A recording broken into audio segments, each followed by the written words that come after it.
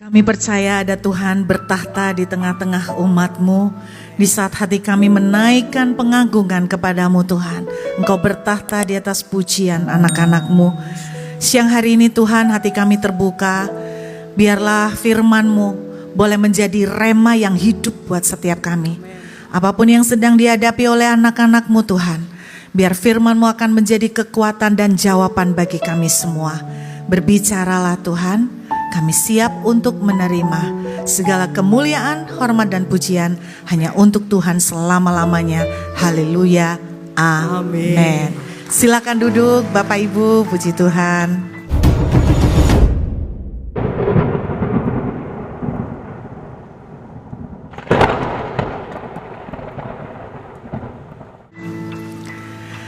Shalom semuanya. Apa kabar Bapak Ibu, terutama ibu-ibu ya, karena saya pernah ketemu di WOI. Dan bagi Bapak Ibu yang lain mungkin kita belum pernah ketemu. Saya mungkin cuman perlu perkenalan singkat saja. Pasti Anda sudah membaca di flyer. Nama saya Ruth Julia. Saya aslinya dari Surabaya. Tetapi sejak tahun 2020 kami diizinkan Tuhan akhirnya pindah ke Perth, Australia. Saya dikaruniai Tuhan 2 putri. Yang pertama umur 23 tahun dan yang kedua umur 21 tahun. Yang saat ini sedang melayani di bawah di 316 ya. Dia anak saya yang nomor 2 ini punya satu hobi, yaitu menyanyi. Jadi dulu waktu umur 10 tahun dia memulai karir nyanyi, yaitu kalau Bapak Ibu lihat di YouTube, ada zaman dulu Waktu Tuhan, itu dinyanyikan oleh 2 orang, yang versi dewasa adalah Maria Sandy, dan versi anak-anak itu anak saya, yang sekarang udah gede sekarang ya. Puji Tuhan, pada kesempatan siang ini, saya ingin mengucapkan dari tadi lupa Bapak Ibu, Selamat Natal semuanya. Saya berdoa di hari Natal ini kita akan betul-betul melihat kebaikan Tuhan semakin terjadi di tengah-tengah hidup kita dan keluarga kita. Amin saudara. Sebelum saya mengajak kita membaca lebih jauh firman, boleh enggak minta senyum sedikit dari Bapak Ibu? Karena saya melihat dari tempat ini bisa keistimewaan kalau berdiri di mimbar tuh bisa melihat begini, kayak menara langsung melihat semuanya. Tapi yang session ini wajah Bapak Ibu tidak setegang session yang sebelumnya. Session yang sebelumnya jam 9 wajahnya tegang-tegang. Mungkin mereka lupa bahwa ini ibadah Natal, bukan akhir zaman. Jadi mereka pasang raut muka itu yang tegang, serius, kayak penuh dengan beban, seperti banyak tanggungan hutang dalam hidup mereka. Saya berdoa session ini lebih cheerful. Coba tengok sebelahnya, terus bilang begini, senyum dikit dong, jangan pelit-pelit. Puji Tuhan. Sepanjang pagi dari jam 7, jam 9 dan sekarang session yang ketiga, khotbah saya berbeda Bapak Ibu. Di session yang pertama, saya nggak tahu apakah ada rekamannya, saya berbicara tentang Migdal Eder. Dan di session yang kedua, saya berbicara tentang Raja Herodes. Dan di session yang ketiga, kita akan membaca dari Injil Matius pasal yang kedua. Kita lihat Injil Matius pasal yang kedua, ayat yang pertama. Percayakah Bapak Ibu semua yang ditulis di Alkitab, baik itu nama pohon, nama binatang, nama tempat, tidak ada yang kebetulan dan tidak ada yang dipasang hanya untuk kepentingan keindahan puisi atau buku sastra. Alkitab memang juga menjadi karya sastra. Tetapi ajaibnya di dalam karya sastra ini tidak ada satupun yang sengaja dimasukkan hanya untuk keindahan sastra. Semua yang dipakai ada meaningnya, ada maksudnya. Amin saudara. Jadi saya percaya hari ini yang saya mau ajak Bapak Ibu belajar, kita akan melihat, kalau tadi di kebaktian jam 9 kita melihat tentang orang-orang di sekeliling, di sekitar kelahiran Tuhan Yesus. Nah, kalau sekarang saya mau mengajak kita melihat tempat-tempat di sekeliling kelahiran Tuhan Yesus. Ada beberapa tempat yang punya peranan dalam sejarah biografi kehidupan Tuhan Yesus. Mulai dari kelahiran sampai dia remaja, ada beberapa tempat yang tercatat di Alkitab. Tempat yang pertama, kita lihat Matius pasal yang kedua, ayat yang pertama. Matius pasal 2, ayat 1. Sesudah Yesus dilahirkan di Bethlehem, di tanah Yudea, pada zaman Raja Herodes, datanglah orang-orang Majus dari timur ke Yerusalem. Saudara, tempat pertama yang dipilih oleh Tuhan adalah tempat kelahirannya, yaitu Bethlehem. Kebetulan bukan Jakarta, bukan Surabaya, bukan Perth, tapi Tuhan memilih Bethlehem. Percayalah, tidak ada yang kebetulan. Kita lompat dulu ke tempat yang kedua, Matius pasal yang kedua, ayat yang ke-13 sampai dengan ayat yang ke-15. Matius pasal 2, ayat 13 sampai 15. Setelah orang-orang Majus itu berangkat, nampaklah malaikat Tuhan kepada Yusuf dalam mimpi dan berkata, bangunlah, ambillah anak itu serta ibunya, larilah ke Mesir. Dan tinggallah di sana sampai aku berfirman kepadamu, karena Herodes akan mencari anak itu untuk membunuh dia. Tempat kedua yaitu Mesir, yang tercatat sebagai tempat pelarian dari keluarga kudus. Sekarang kita melihat tempat yang ketiga, Matius pasal 2 ayat 23. Kita baca ayat dulu ya Bapak Ibu ya. Kalau tidak ada ayatnya kan kurang sah ya kan, kurang afdol ya toh. Matius pasal 2 ayat 23. Kita akan membaca, setibanya di sana ia pun tinggal di sebuah kota yang bernama Nazaret.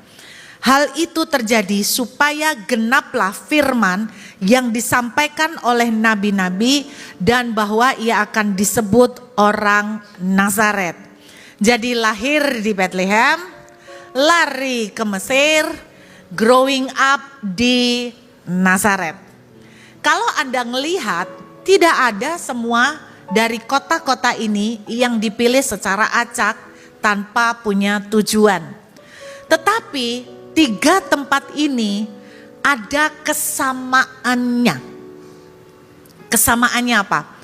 Semua tempat ini kalau istilahnya dalam bahasa sekarang bukan tempat favorit. Kalau zaman sekarang orang istilahnya mau jalan-jalan, mau tour, pasti milih tempat-tempat favorit dah. Nah kalau di Australia, orang pasti langsung mikirnya yang gede dulu apa? Sydney, minimal Melbourne. Banyak yang tanya sama saya, kenapa dari sekian kota di Australia, Burut kok milih Perth? Sejujurnya, kalau saya suruh milih, saya tidak mau milih Perth. Kenapa? Sepi. Ada yang pernah ke Australia? Nah, pasti ngerti kan? Mau Sydney maupun Melbourne maupun Perth, jam 5 mall tutup. Saya orang mall. Walaupun tidak belanja, cuci mata itu healing. Healingnya orang beda-beda Pak. Ada yang healingnya lihat taman.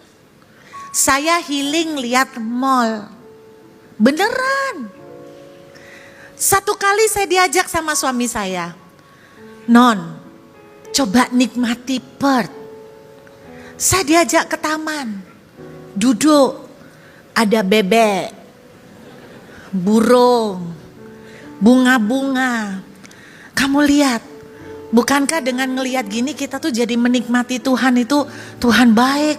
Jadi bagus banget semua kan? Oh, saya coba memahami apa yang dia nikmatin. Saya coba duduk, coba rasakan sepoi-sepoi angin. Saya duduk, saya merem, sepoi angin. Terus saya tidak lama bilang, kok adem kok, dingin kok. Terus kemudian nikmati non, bunga-bunga cantik. Saya berusaha Pak, Bu, serius. Tak nikmatin, lihat dari kanan ke kiri, dari ujung sana. Nggak sampai 5 menit, ayo kok balik kok. Nggak ada yang dilihat. Ya ampun, ini loh indah. Kamu di Surabaya nggak nemu seperti ini. Kamu pernah nggak nemu taman kayak gini di Surabaya? Ada Taman Bungkul. Kamu nemu nggak bisa nikmatin nggak gini? Saya bukan orang taman, saya bukan orang outdoor. Terus dia tanya, apa sih enaknya jalan di mall? Nggak ada yang bisa dilihat. Oh bisa kok. Kok jalan di etalase tuh banyak yang bisa dilihat, lucu-lucu.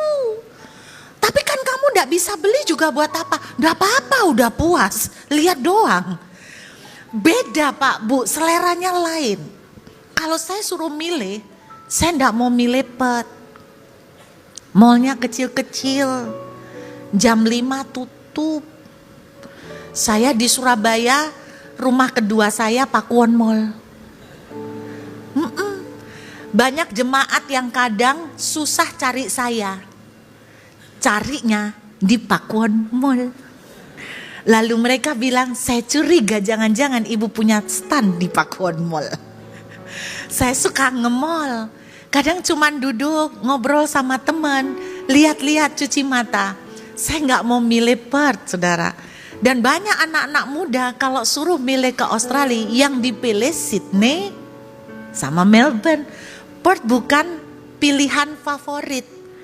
Yang milih Perth favorit rata-rata yang umur 60 ke atas. Ya enggak? Coba cek. Saya suka kok Perth, rata-rata 60. Saya enggak suka Perth, muda. Berarti saya termasuk muda Bapak Ibu. Saya enggak suka yang terlalu silent. Nah, 3 tempat yang saya sebut bukan tempat favorit. Apa buktinya? Pertama, Bethlehem. Kalau ini tempat favorit, maka orang Majus tidak akan tersesat ke arah Yerusalem. Karena mereka berpikir namanya juru selamat mau lahir, cocoknya adalah di pusat agama mereka. Di mana? Yerusalem, yang juga menjadi kota besar. Jadi kalau juru selamat lahir, pantasnya di Yerusalem. Makanya orang Majus keliru.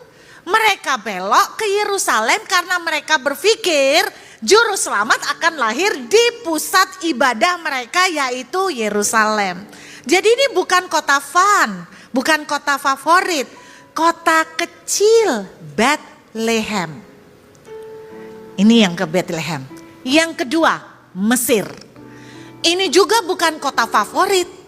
Bapak Ibu bisa lihat banyak ayat di Alkitab tentang Mesir. Semuanya lebih banyak tentang jelek daripada bagus. Betul nggak? Abraham mengalami kekeringan. Tuhan bilang apa? Jangan ke Mesir. Ishak mengalami kekeringan. Tuhan bilang apa? Jangan ke Mesir.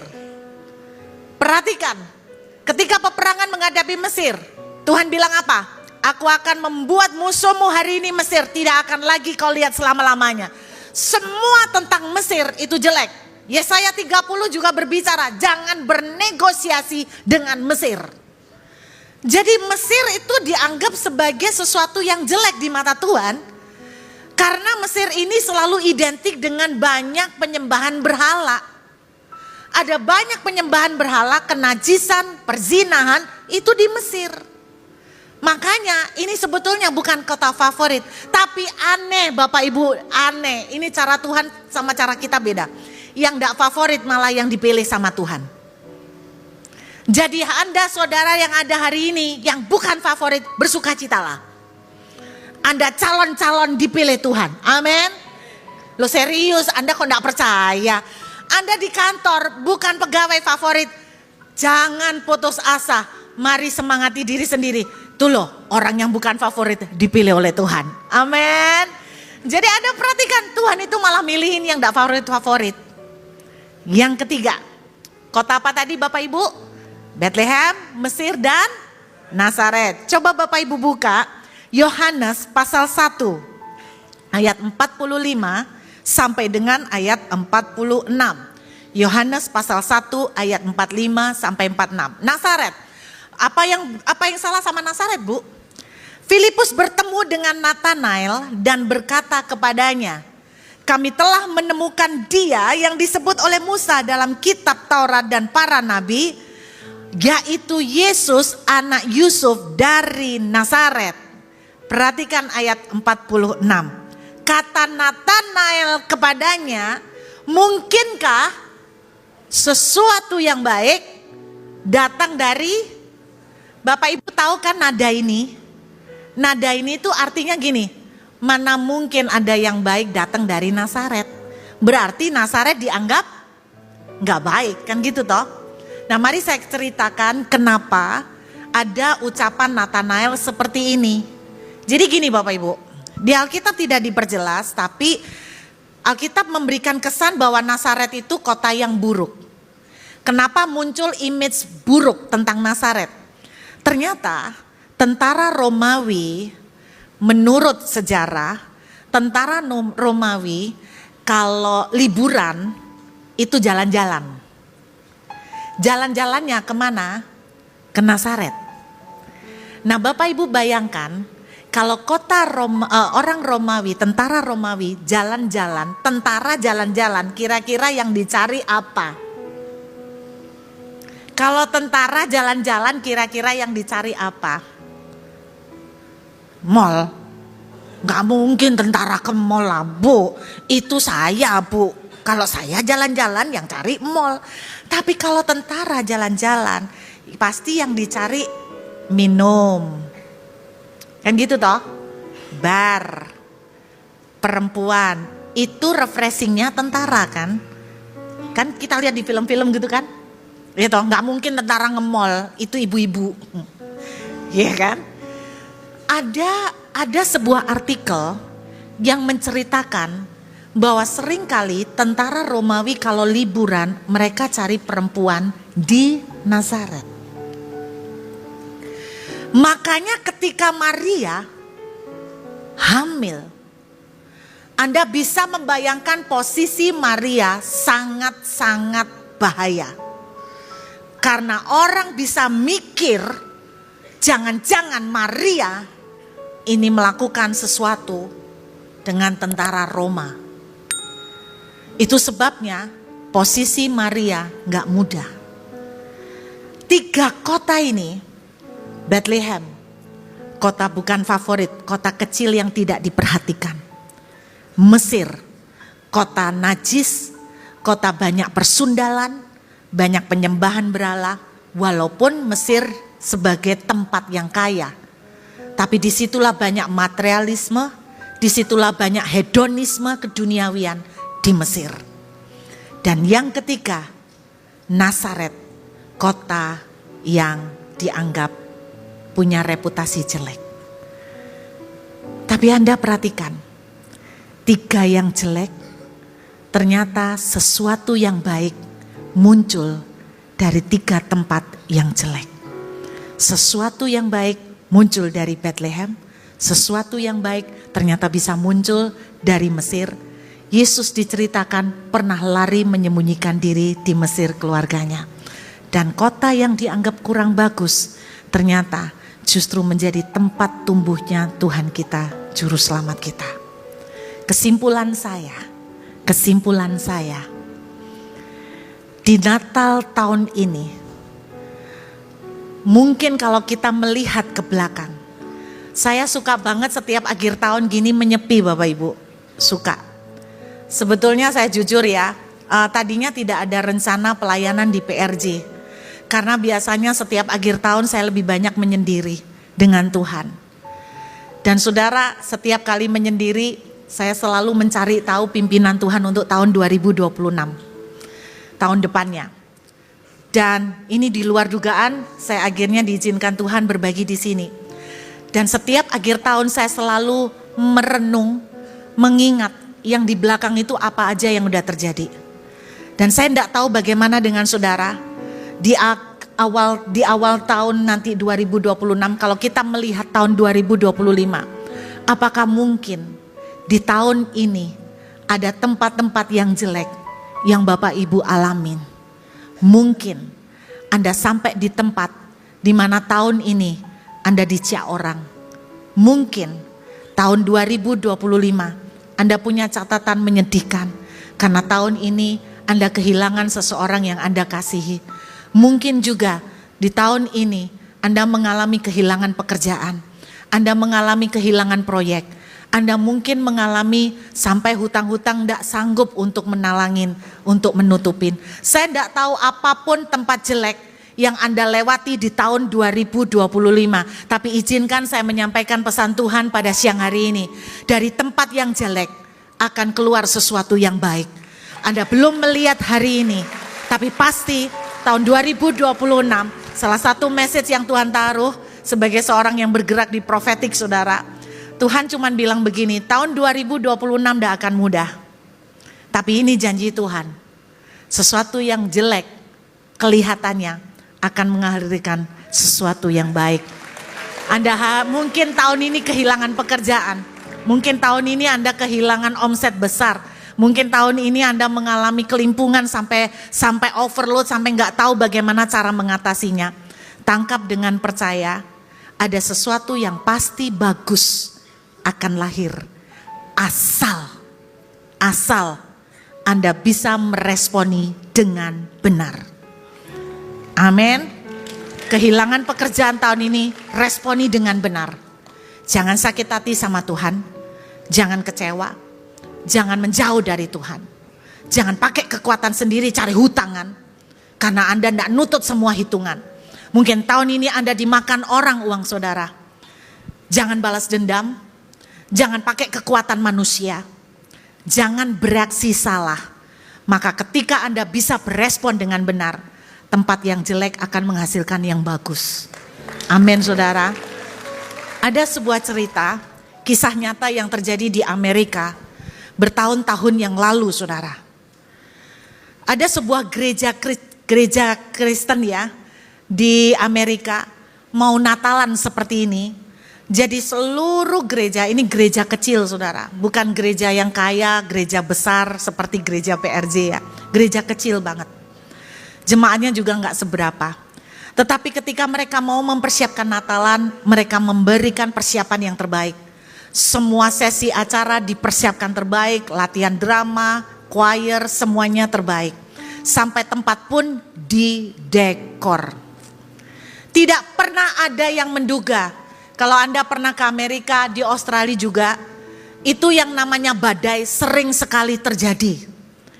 Jadi yang namanya di Australia itu badai, aduh anginnya serem Bapak Ibu bisa bunyi gitu, bunyinya ngeri banget. Nah ternyata pada waktu gereja ini sudah menata semuanya, terjadilah sebuah badai kira-kira H-4. Jadi sebelum hari H-4 terjadi badai. Dan Bapak Gembala ini khawatir karena melihat badainya terlalu besar. Lalu setelah badai itu selesai, dia cepat-cepat lari ke gereja karena mau ngecek bagaimana kondisi gereja. Dia sangat terkejut karena akibat badai, plafon, atap, langit-langit gereja roboh, saudara. Jadi kelihatan tulang yang di dalam itu roboh. Dan Anda bayangkan roboh langit-langitnya, ini serem loh Bapak Ibu. Jadi akhirnya kotor semua, itu masih gampang dibersihin. Tapi menjadi pertanyaan berikutnya, apa yang harus dilakukan di plafonnya ini?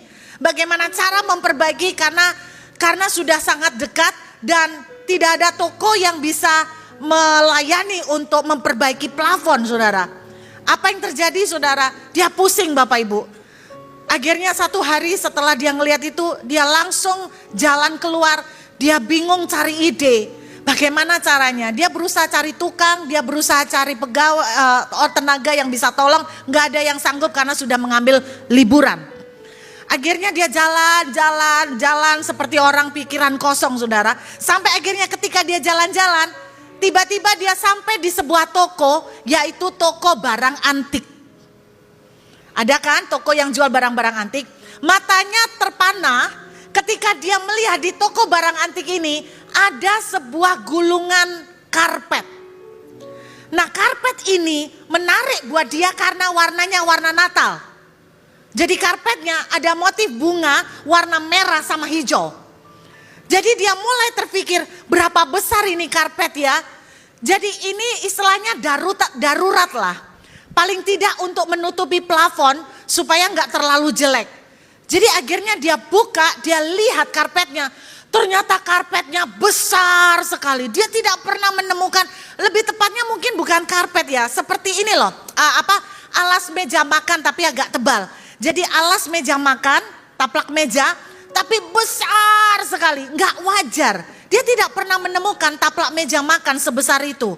Tapi dia udah nggak pusing karena wah puji Tuhan, paling enggak ini langkah darurat untuk menutupi plafon supaya enggak jelek. Lagi pula ini warnanya warna Natal, jadi cocok buat hiasan. Dibelilah sama dia balik ke gereja dengan sukacita, dipasanglah dengan cepat sekali karena taplak ya Bapak Ibu, tinggal pakai paku sedikit udah gampang. Lalu terlihat, wah orang enggak menyangka gara-gara plafonnya jatuh, ternyata dekorasinya jadi lebih bagus Bapak Ibu. Langsung di langit-langit itu bunga-bunga warna merah sama hijau. H-1 terjadi badai lagi. Si Bapak Gembala udah stres. Aduh, jangan sampai ada apa-apa lagi. Aku sudah tidak nutut untuk cari cara lagi untuk tutupin kalau ada apa-apa yang roboh. Dan karena badai itu sampai malam, dia akhirnya terpaksa menunggu sampai badai selesai. Lalu dia berangkatlah ke gereja kira-kira setengah 12 malam. Di dalam perjalanan menuju ke gereja, dia melewati sebuah halte bus. Dan di dekat gereja itu ada wanita berdiri di dekat halte bis. Lalu dia menengok jamnya. Dia hafal betul jam segitu sudah tidak mungkin ada bis umum. Tergerak oleh belas kasihan, Bapak Pendeta mendatangi wanita tua ini. Lalu bertanya, "Ibu, jam segini sudah tidak mungkin ada public transport. Ibu mau kemana?" Dia menyebut sebuah daerah. Lalu Bapak Gembala tergerak oleh belas kasihan, diantarlah ibu itu sampai ke rumahnya yang sekitar 1,5 jam, hampir 2 jam. Nah namanya 1,5 jam, 2 jam pasti ngobrol dong, betul ya? Ketika ngobrol-ngobrol, ibu ini ternyata punya sebuah cerita yang cukup menghebohkan. Pada waktu zaman Hitler terjadi, dia berasal dari Austria. Dan ketika zaman Hitler itu banyak orang-orangnya tuh sampai terpisah-pisah, terpencar karena peperangan zaman Nazi. Dan salah satunya yang mengalami itu adalah wanita tua ini. Dia terpisah dari suaminya 30 tahun karena zaman Hitler itu. Terpencar dan sampai hari itu dia tidak tahu di mana suaminya. Jadi udah terpisah 30 tahun. Oke? Cerita udah selesai. Bapak Pendeta sampai ke gereja aman. Taplak mejanya masih utuh, aman, iya kan? Terus kemudian singkat cerita, Bapak Pendeta ini rayakan Natal dengan sukacita, sukses, berhasil.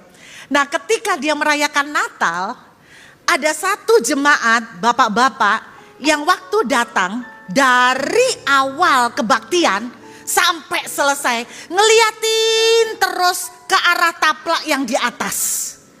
Dia enggak ngeliatin ke mimbar, enggak ngeliatin pendetanya, dia ngeliatin matanya terus ngeliat ke taplak saudara. Dan apa yang terjadi? Bapak Pendeta bilang begini, apakah ketahuan ya kalau itu taplak meja ya? Kok dia ngeliatin terus, apakah jelek ya? Jadi Bapak Pendetanya udah mikir macam-macam. Sampai akhirnya ibadah selesai, jemaat pulang, satu bapak ini tidak pulang-pulang. Dia tetap duduk sambil menatap kepada taplak meja di atas plafon. Bapak ini penasaran, Bapak Gembala datang. Bapak dari mana? Oh, dari daerah sini. Bapak, ada yang bisa saya bantu? Si bapak tua ini bilang gini, Pak, itu taplak meja kan? Terus, iya Pak, betul. Soalnya kemarin ada badai Pak, kita enggak keburu untuk memperbaiki plafon. Boleh minta tolong enggak Pak? Minta tolong apa? Bapak boleh enggak bantu saya periksain dong Pak ujung dari taplak meja ini. Ujung yang mana Pak? Pokoknya salah satu ujung enggak Pak? Minta tolong Pak, maaf ngerepotin saya, minta tolong bener ya. Bisa bantu enggak periksa? Apakah di salah satu ujung dari taplak meja ini ada sulaman huruf RH? RH. Dalam hati Bapak Gembala, gila nih orang datang-datang ngerepotin sekali. Akhirnya ya tapi karena kasihan ya udah nggak bisa nolak. Bapak Gembala periksa satu persatu ujungnya dan beneran di salah satu ujung ketemu sulaman tangan tulisan RH, inisial RH. Loh Pak, benar sekali. Bapak kok bisa tahu? Dia bilang begini, saya dari Austria Pak. Kami dulu itu keluarga besar. Jadi kalau kami buat taplak, kami gak mungkin beli. Kami bikin sendiri. Saya waktu melihat ini kok persis dengan taplak yang dibuat istri saya. Dan saya sudah terpisah dari istri saya 30 tahun Pak. Anda tahu the end of the story? Bapak Pendeta, hari itu juga tanpa menunda, dia bawa Bapak ini ke tempat di mana dia mengantarkan wanita yang malam sebelumnya dia temuin. 30 tahun terpisah, ketemu hanya karena taplak meja. Bersyukur buat badai yang terjadi. Bersyukur karena badai itu plafon roboh. Kalau tidak pernah ada roboh, Bapak Pendeta tidak akan beli taplak. Kalau robohnya 2 minggu sebelum Natalan, Bapak Pendeta masih sempat panggil orang. Kok untung robohnya pas di hari Bapak Pendeta tidak bisa panggil orang, sehingga dia harus beli taplak. Tuhan ikut bekerja di dalam badai untuk mempertemukan 30 tahun suami istri yang terpisah. Ini kisah nyata Bapak Ibu. Saya belajar dari cerita itu. Bersyukur untuk badai yang terjadi. Amin. Yang tahun 2025 diizinkan ngalamin, bersyukur. Bersyukur untuk plafon yang roboh. Bersyukur kalau saudara ndak nutut minta tolong orang. Ndak keburu ada yang nolong. Karena Tuhan ikut bekerja dalam segala sesuatu untuk mendatangkan semuanya. Sikap yang harus kita lakukan, hadapin semua dengan syukur. Sepanjang hari ini tema saya, Anda mau melihat keajaiban Tuhan, apapun yang buruk yang Tuhan izinkan terjadi, terima dengan hati yang luas dan ucapkan syukur. Bersyukur untuk proyek yang gagal tahun 2025, amin. Bersyukur untuk pekerjaan yang dipecat. Kalau Yusuf tidak pernah dipecat, dia tidak akan pernah naik menjadi tangan kanan Firaun. Kalau Yusuf tidak pernah difitnah, dia tidak akan pernah ketemu dengan Firaun. Bersyukurlah untuk orang-orang yang menghina, bersyukurlah untuk orang-orang yang memperlakukan dengan tidak adil, bersyukurlah untuk semuanya. Amin saudara. Saya mau akhirin dengan sebuah kesaksian yang sudah saya ceritakan dari pagi. Karena ini terbaru Bapak Ibu.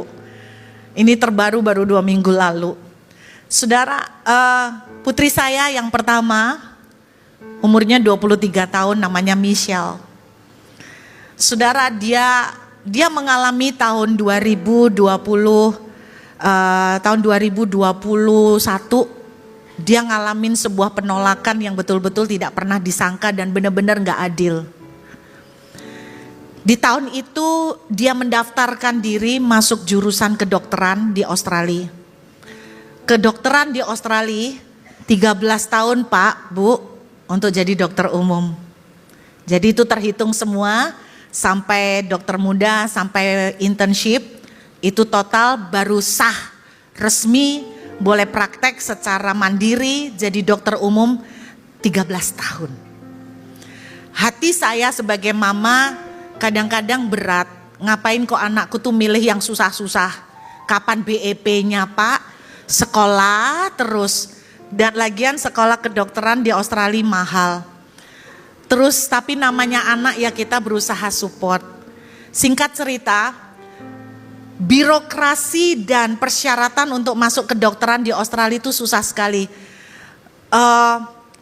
Nilai minimal ada beberapa ya.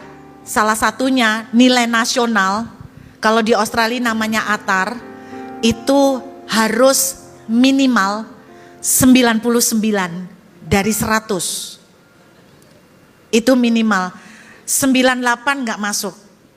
99, yang masuk. Anak saya mendapatkan nilai 99,2. Selisih sedikit aja. Terus dia harus menjalani interview, dia harus menjalani ujian namanya GEMSET dan semuanya itu, dimana ujiannya minta ampun Bapak Ibu, saya nyoba ngerjain minta ampun, susahnya luar biasa.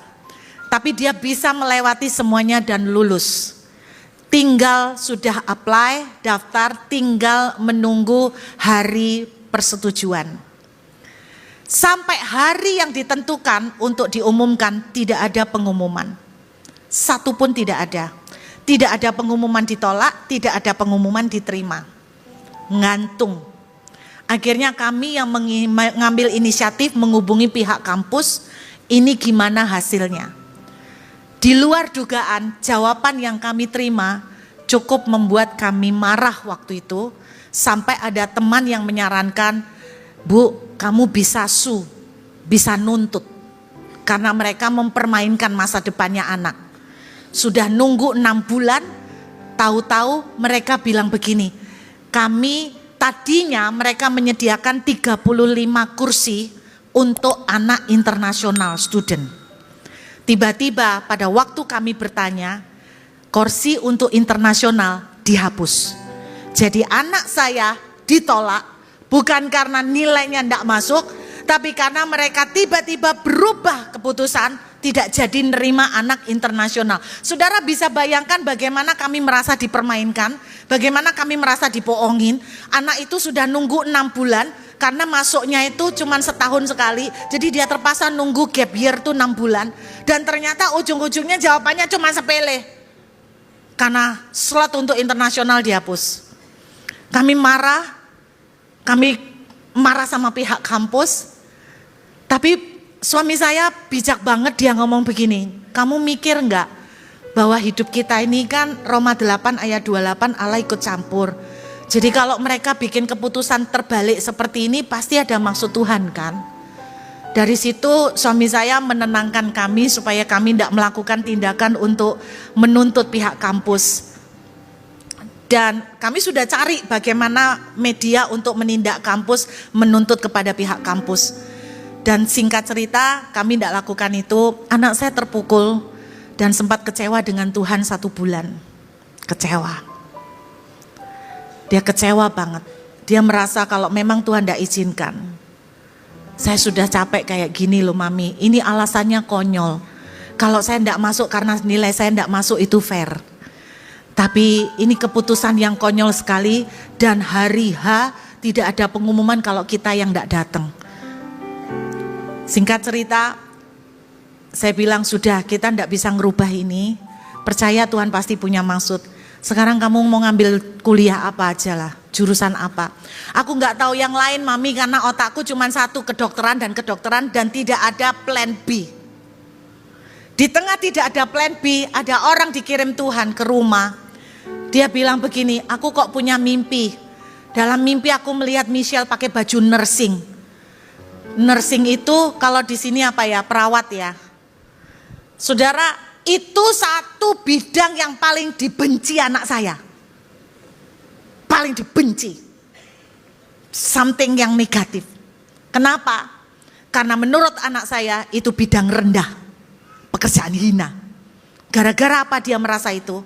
Satu, dia masih harus kadang-kadang pelatihannya kan kadang-kadang, mohon maaf ya Bapak Ibu, kadang-kadang pelatihannya kan juga menceboin, membersihin, gantiin pampers, kadang-kadang kan begitu pelatihannya. Jadi dia merasa, Mami seneng kah aku tuh kerja ngurusin nyeboin orang, urusan sama kotoran-kotoran? Ya enggak. Ya udah, kamu enggak usah masuk, enggak apa-apa. Tapi Tuhan bilang nursing, enggak apa-apa, Tuhan enggak akan marah kok. Kamu enggak akan disambar petir gara-gara enggak mau nurut. Enggak akan. Udah enggak apa-apa. Tapi aneh anak saya. Ya walaupun aku enggak suka Mami, kalau Tuhan milihkan pasti bagus. Tapi kamu enggak suka buat apa? Tapi kalau Tuhan milihin pasti bagus. Tapi kamu tetap enggak suka, terus buat apa? Enggak apa-apa, aku akan tetap nurut sama pilihan Tuhan. Jadi dia masuk nursing selama 3 tahun kuliah, tiap hari ngomel. Siapa yang menjadi sasaran? Mamanya. Pulang kuliah ngomel, mau berangkat ngomel, every day Bu, tidak ada satu hari tanpa ngomel soal nursing, pekerjaan hina, pekerjaan rendahan, pekerjaan yang tidak dihargai, gitu terus. Mami tahu nggak? Kita begini. Mami tahu nggak gini? Saya nih berusaha kuat loh Bapak Ibu, tapi kadang-kadang tidak kuat. Anda coba dia rasain, bener kata Amsal ya, kalau sama orang ngomel tuh gak kuat loh Pak. Bener-bener kayak mau meledak. Ini loh. Selama 3 tahun sekolah ngomel terus. Setelah lulus sekolah ngomel terus. Liburan ngomel. Ma, bener kan pekerjaan hina? Kenapa? Aku ketemu anak-anak CG, Cell Group. Michelle, kamu kuliah apa sih? Di Perth? Nursing. Oh, Mbak Sus. Sejak itu beberapa teman manggil dia Mbak Sus, Pak, Bu. Buat dia itu kayak, Mbak Sus, sini Mbak Sus. Buat dia jengkel.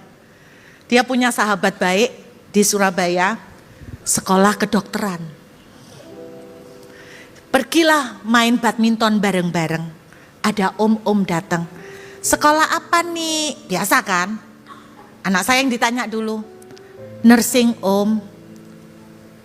Oh, nursing. Oh. Nggak lama tanya temennya. Kalau kamu nih sekolah apa? Dokter om. Wow, kamu pinter ya nih dokter. Anda bisa bayangkan nggak perbedaannya terlalu mencolok? Bapak Ibu hati-hati ya, anak muda itu krisis identitas. Jangan gampang-gampang ngasih pendapat itu, enak aja penghinaan tinggal mencolok begitu. Hati-hati Bapak Ibu. Jadi hati-hati banget. Anak saya down. Sampai lama akhirnya dia kerja ngomel terus tiap hari. Sekarang dia masuk di emergency department. Walaupun untuk masuk ke emergency department UGD itu enggak gampang. Dia keterima. Tiap hari, ini masuk YouTube nggak ya? Nanti kalau anak saya dengar, tiap hari ngomel terus. Mami tahu nggak? Jadi aku gini, mau berangkat, aku capek. Singkat cerita, baru belakangan Tuhan memperlihatkan kenapa dia diizinkan masuk nursing. Ada beberapa jawaban, tapi satu saja yang saya mau bagikan yang terbaru. Tahun 2025 bulan Oktober, pemerintah membuat sebuah peraturan.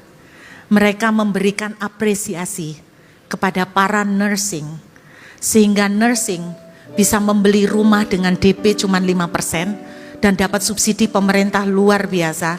Di usia 23 tahun 2 minggu lalu, anak saya berhasil deal transaksi sebuah rumah seharga 7 miliar. Dan saudara yang luar biasa lagi, dia tuh kan kepengen bisnis, gak kepengen ikut orang di rumah sakit, stres.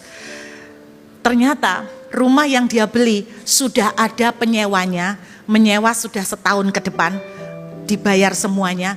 Jadi tiap bulan dia bakalan dapat income. Nggak usah bayar cicilan, dia dapat income.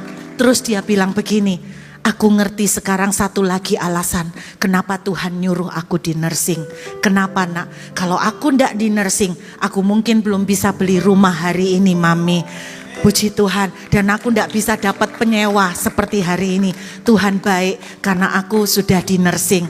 Berarti Tuhan memang ngatur. Kalau begitu Michelle, kamu berarti mulai hari ini ndak usah komplain kan? Tetap komplain mami, karena aku tetap ndak seneng.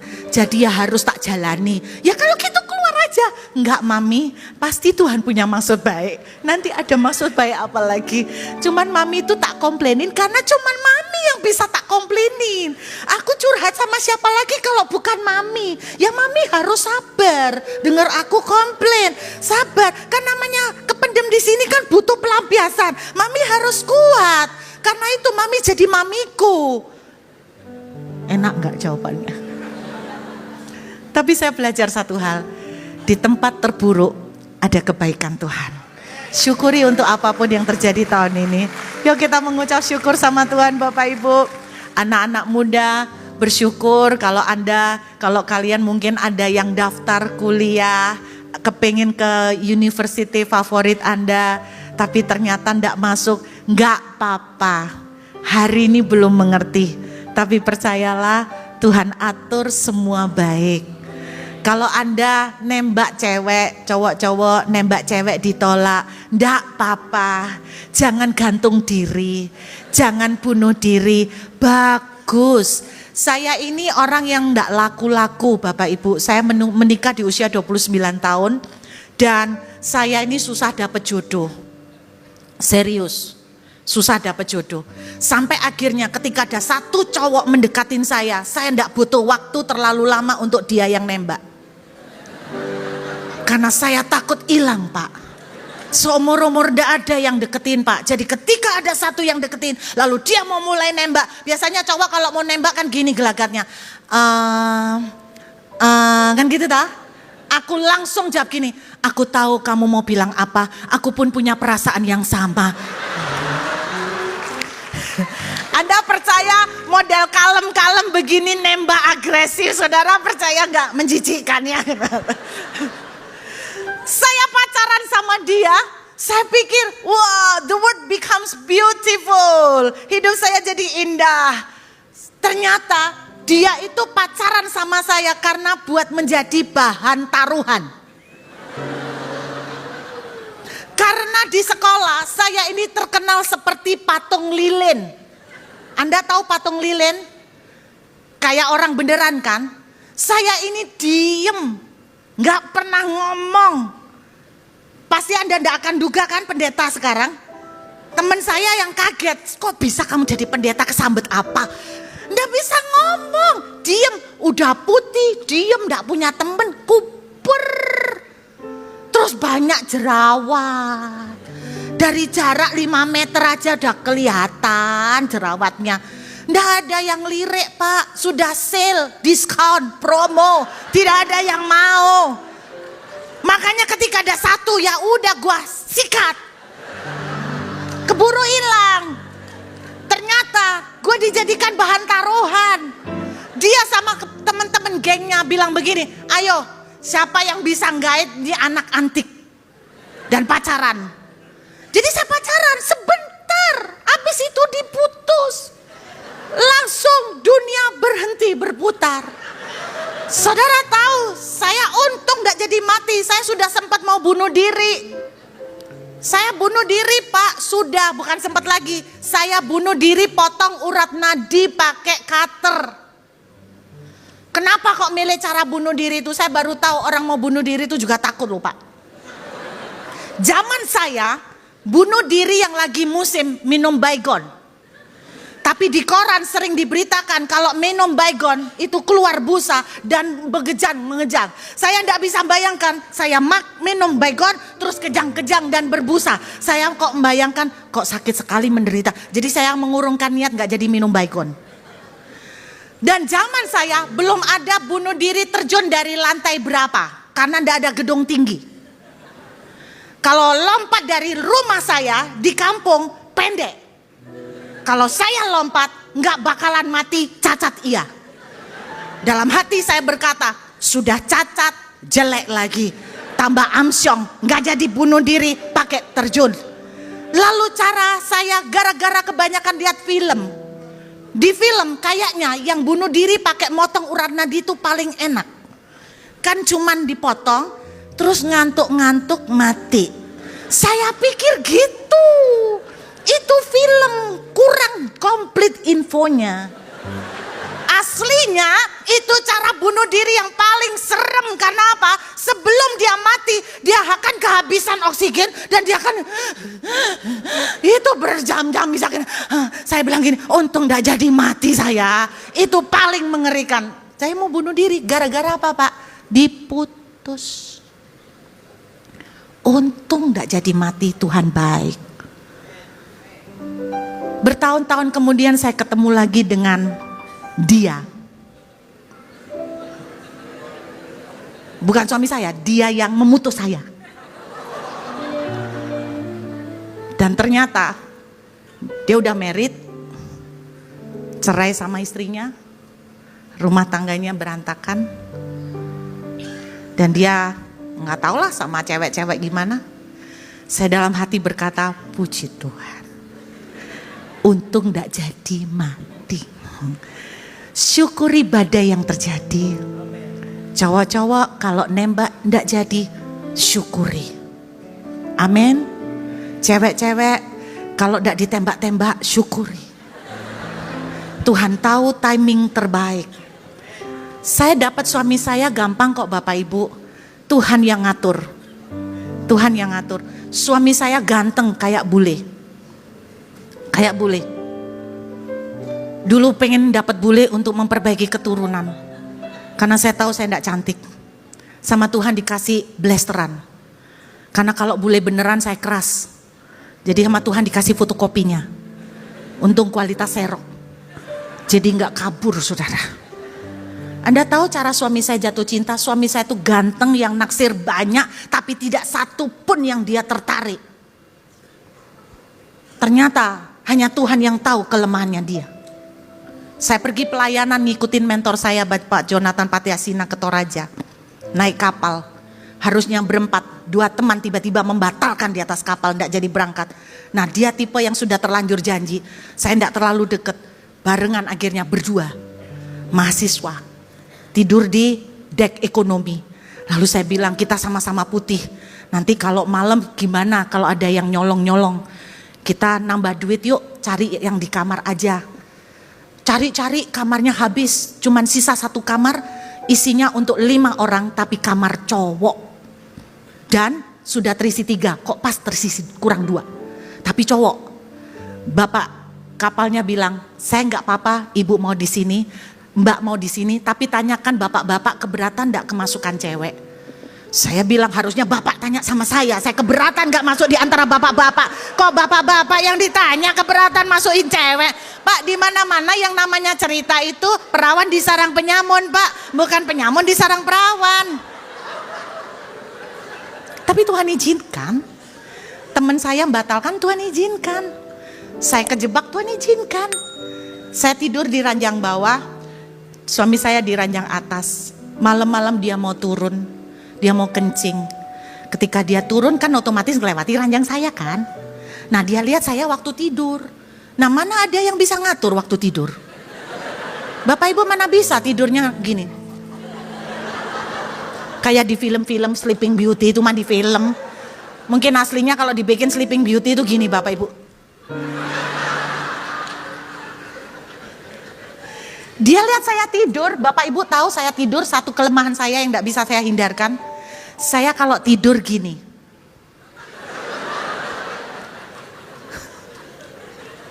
Dia lihat saya gini. Dia tidak pernah sadar bahwa itulah jebakan. Hatinya yang dingin, sedingin gunung es.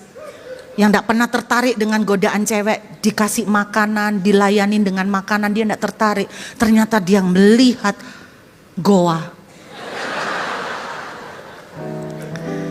hatinya teranyuh oleh belas kasihan. Disitulah rupanya benih-benih cinta mulai tumbuh.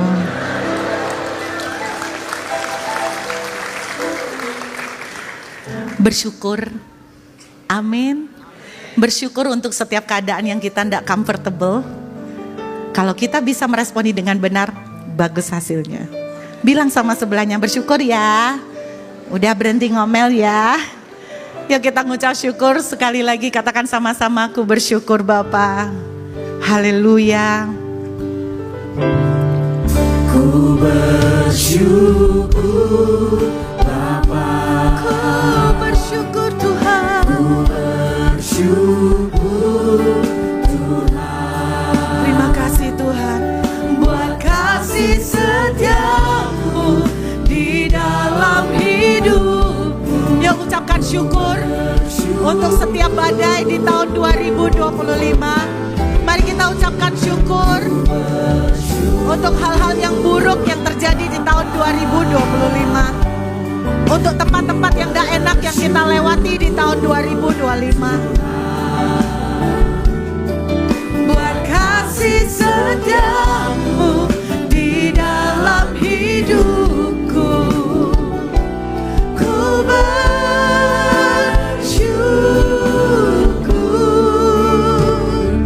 Tuhan. Terima kasih Bapa buat segala kebaikan-Mu. Di saat kami merayakan Natal bulan ini, kami mengingat kembali bahwa tahun ini mungkin ada tempat-tempat yang buruk kelihatannya yang kami lewati. Tapi ajar kami untuk melihat dengan mata iman. Ada kebaikan Tuhan lahir dari tempat-tempat yang kami pikir adalah tempat-tempat yang terbuang, tempat-tempat yang disepelekan, tempat-tempat yang terpandang hina di mata orang. Kami boleh belajar mempercayai bahwa Tuhan ikut bekerja dalam semuanya. Terima kasih Tuhan, Kau melihat setiap hati, dan hamba berdoa anak-anak Tuhan di gereja ini akan bersyukur menjalani tahun 2026 dan mengucap untuk apapun yang terjadi di tahun 2025 dengan syukur, karena kami percaya pasti baik, hasilnya akan luar biasa. Terima kasih Bapa, biarlah firman-Mu boleh termeterai menjadi kekuatan. Segala hormat kemuliaan bagi Tuhan sampai selama-lamanya di dalam nama Yesus. Haleluya. Amin.